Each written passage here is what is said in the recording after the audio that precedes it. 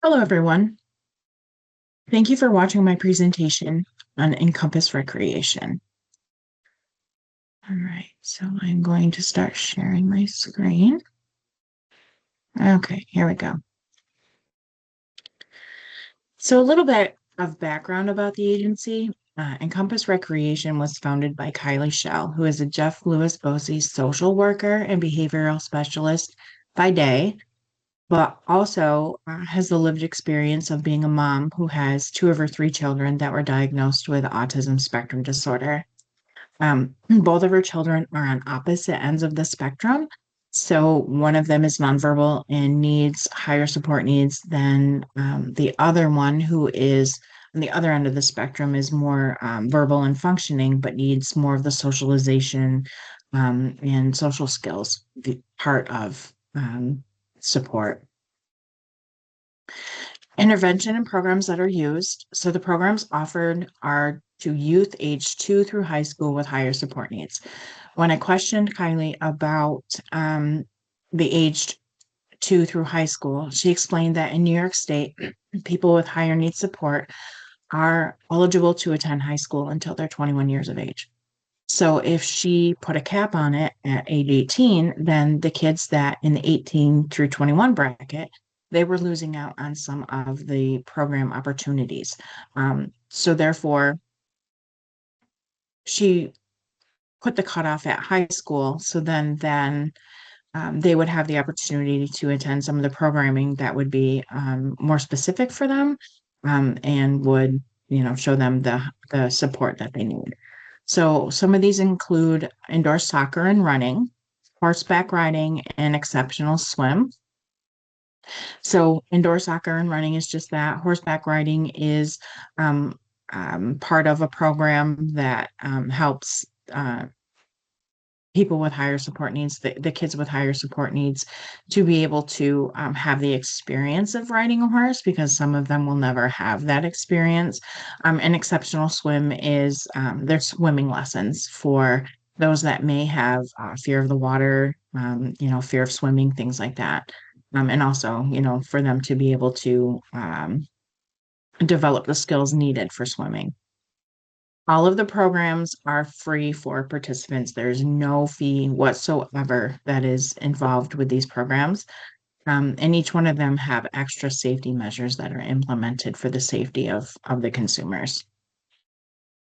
So a little bit of history. Kylie found that there were no recreational activities in the community for youth with higher support needs. The closest would have to be in Syracuse, which is a few hours away for some of us.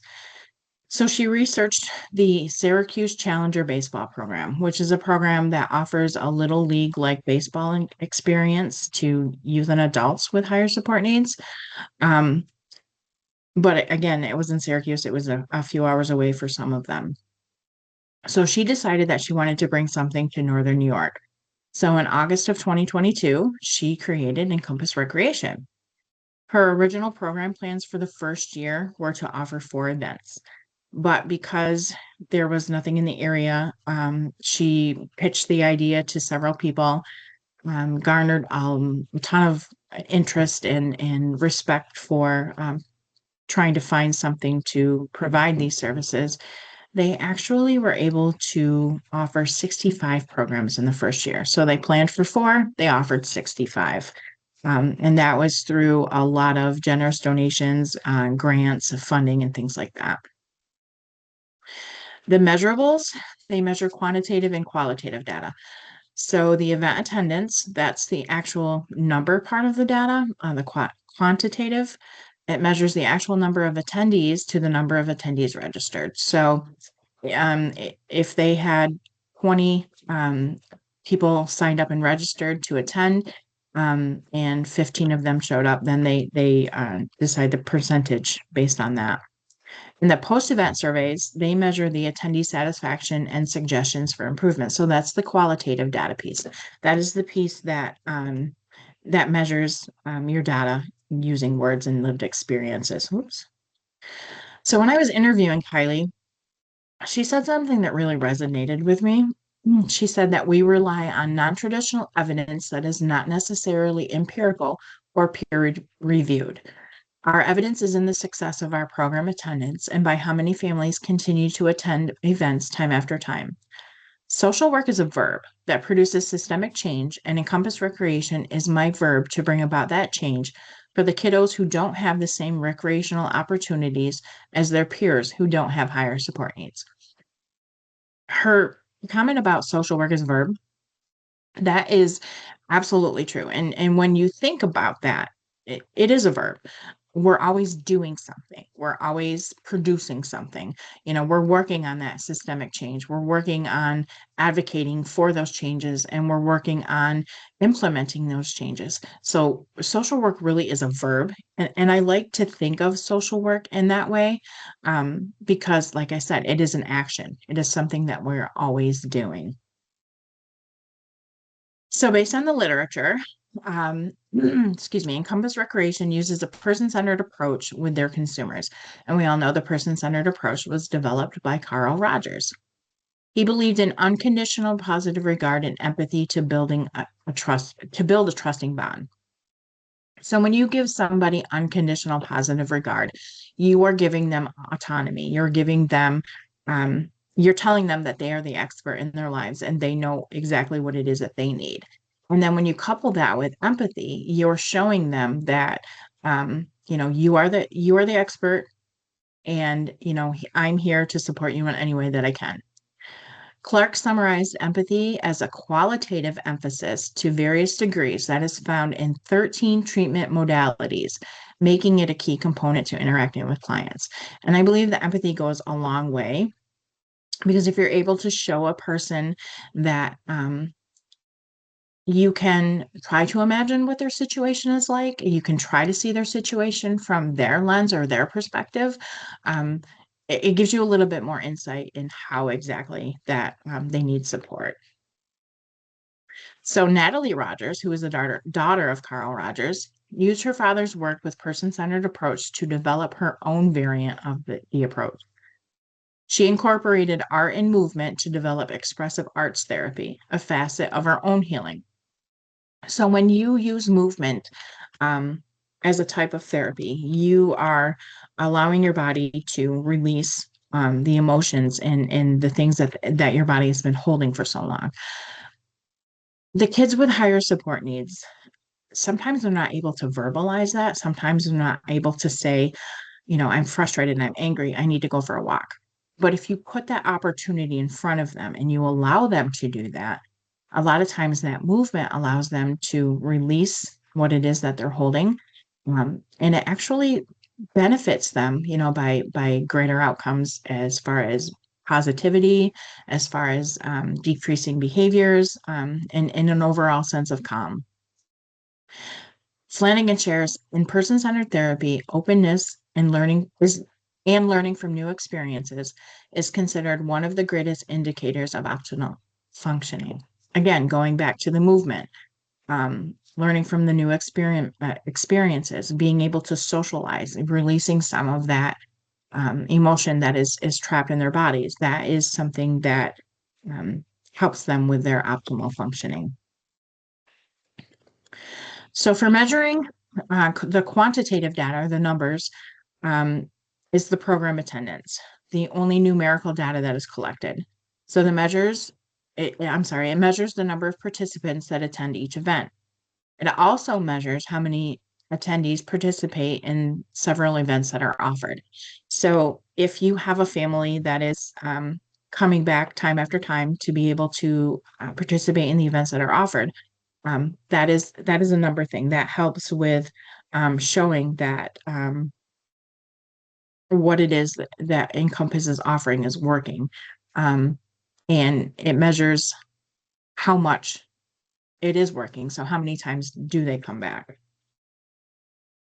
So the qualitative data, or the data that is collected with words, is the post-event surveys. They contain the humanistic component. So they measure attendee satisfaction with program events, gives the consumer's family an opportunity to express their experience with words, and it also gives them the opportunity to suggest improvements needed.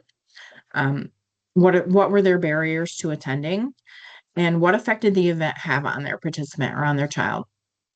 So did their child, after moving for an hour, did they seem like they were a little bit calmer? Did they seem that they were a little bit more emotionally stable? Did they feel that the experience was a good benefit for their child? For validity, it focuses on the qualitative data more than it does the quantitative data. Using the four methods of assessment for the FACE criterion, each post-event survey is reviewed and data is collected for ongoing improvement. So that data is extracted from those surveys, and there's always a list of suggestions or a list of improvements that that the consumers and their families make for events going forward. The construct criterion, it does not compare testing variables, but it does compare event attendance to consumer satisfaction. So if your attendance is high, then more likely your satisfaction is high. Not always, but in a perfect world, um, usually it means that the two are very closely related. The content data. Post-event surveys are used to collect data for suggestions and improvements, as I stated before. And then the criterion validity. These surveys do not gather data that can be compared with an external variable. So that means we're not comparing data with attendance and satisfaction with the event. We're not comparing it to decreased behaviors at home or in the home environment, because there are so many other environmental factors within that environment that could skew the data and could be an influence on whether or not the behaviors have decreased. So there's no direct correlation there. So it does lack a little bit on the criterion validity. But again, the data is only collected for agency use. Reliability. So there are no formal treatment services offered, and the instruments used meets the specific needs to the agency.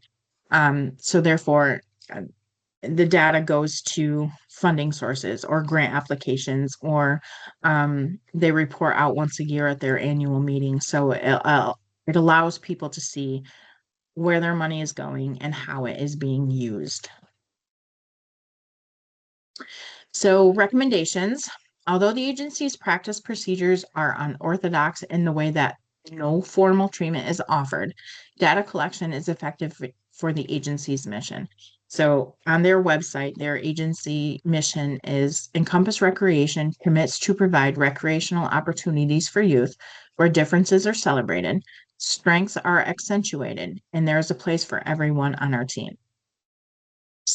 It's more about inclusion and fear, non-judgmental environment. So differences are celebrated. Do any of the youths need special adaptive equipment to be able to participate in these events? Strengths are accentuated, and everyone is included. So there are no formal diagnosis needed. There's no paperwork other than registering your child for an event. And as I stated, everything is free for the participants. So it is inclusive for them to be able to attend. The agency's evaluation method could be found to lack variables collected. Again, there's not very many variables that are collected. But this aligns with the main goal of providing recreational activities to youth that would otherwise lack them due to their higher support needs. So a lot of these kids, oops, don't play on sports teams because of their higher support needs.